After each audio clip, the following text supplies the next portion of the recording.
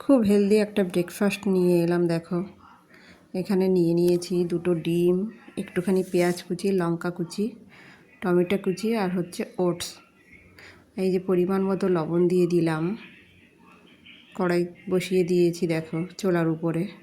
দুটো ডিম ভেঙে আমি পেঁয়াজ, টমেটো আর লঙ্কা আর লবণের ভেতরে ভালো করে মিক্সড করে নেব। দেখো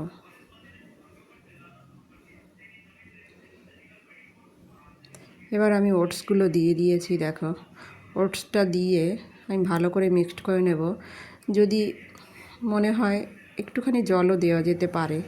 দেখো কড়াইতে সাদা তেল দিয়ে বসিয়ে দিয়েছি। এটা ফ্রাইং প্যানেও করা যায়, তবে আমি কড়াইতে দিয়েই করেছি।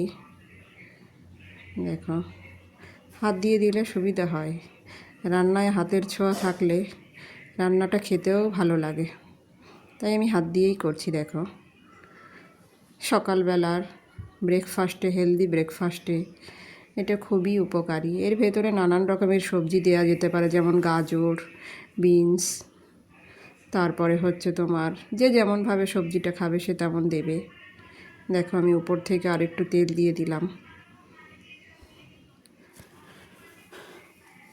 এবার এটাকে ফুল ফ্লেমে ভাজবো।